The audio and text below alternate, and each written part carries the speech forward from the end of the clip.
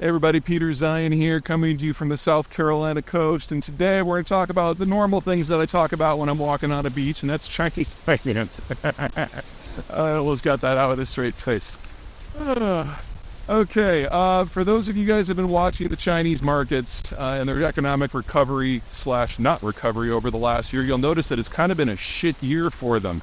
By their own statistics, they're not going to hit their 5% of GDP growth for the year. And if you talk to private folks who have a more realistic understanding of what's going on in China than is what's left of the Chinese bureaucratic system, they basically gutted their own statistics and they're nearly useless. We are talking about a borderline recession going on in China, and this isn't new. The Chinese economy stumbled in the fourth quarter of 2019 with the onset of COVID, and aside from a couple of blips here and there, it has kind of been down in the dumps ever since. It would not surprise me if we had an actual forensic audit done on Chinese books if the Chinese economy writ large over that entire period was actually roughly the same size as it was at the beginning of the period. The Chinese lied so pathologically about their data, not even out of any sort of malfeasance. It's just the system is designed to brag. And so you get fat data at the local level, much less at the national level. Anyway, in the last couple of weeks, we've seen a huge number of stimulus measures, a huge number of measures, not huge stimulus, two different things. They've tweaked down the mortgage rate a little bit.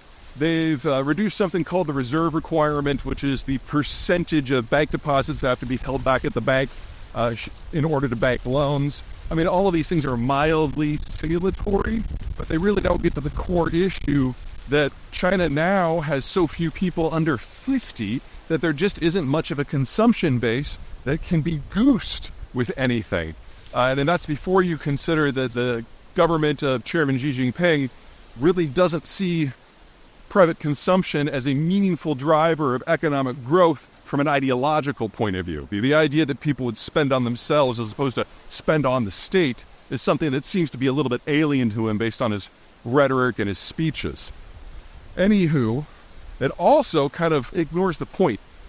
We've talked a lot about consumption. We've talked about investment. We've talked about trade. But something we don't talk about very often are Chinese banks, which are the method by which capital makes it into the Chinese economy, like most economies.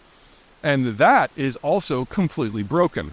The Chinese method of encouraging economic activity is to lean on the banks so that they lend to everyone for everything at basically, once you adjust for inflation, 0 to negative rates.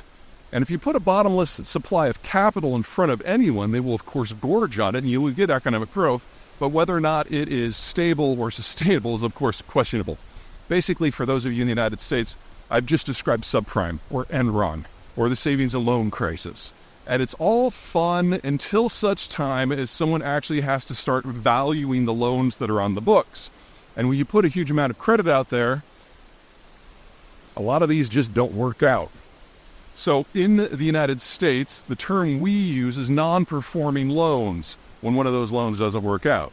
And should 1.5% by value of a bank's loans go into that NPL category, then the government regulator is going to be knocking on your door and forcing you to change your policies in order to get that number down. Because once you get over 2%, generally that's when banks start snapping like matchsticks because there just isn't enough margin on these loans to generate enough income to then grow out of a number of bad loans.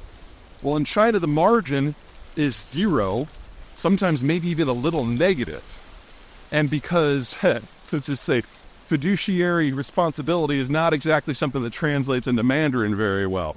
So you get all these loans that probably should have never been made, and a lot more go bad. And by most internal estimates, China's total NPL ratio for the entire banking sector is somewhere between 5.5% and 6%, which would basically mean that their entire banking sector on average is shit out of luck. Doesn't mean that they're all there, but for every bank that is below that number, you of course have a bank or two that are above that number. And as a rule, the banks that are least stable are the ones that are not on the coast. As a rule, the inflow of investment, the outflow of exports, and the involvement of foreign money means that the coast tends to run a little bit tighter ship. But as you move into the interior, especially the poorer areas, the more agricultural areas, then it's all about the Chinese state banks, whether they're the big four national banks or one of the smaller regional ones. So if you want to talk about the future of Chinese economic growth, it's not going to be goosed by changing the reserve requirement. It's going to be improved by getting the banks into a position where they can actually function a little bit more normally. But you can't do that until you dispose of the NPLs. In the United States, every time we've done that, it's only been because we've had a recession that is linked to the financial sector in some way. So the subprime crisis of 2007 to 2009, and the savings and loan crisis in the 1980s. They need to go through something like that, but you're talking about something that is at least an order of magnitude worse, and in relative terms, because the U.S. economy is so much stronger than the Chinese economy, you're talking about something that's even worse than that. So it's nice that the Chinese stock market is having a little bit of a pop, but none of the underlying issues have been touched at all. And trying to make credit easier at a time when credit has already been overextended is simply going to make the inevitable crash that much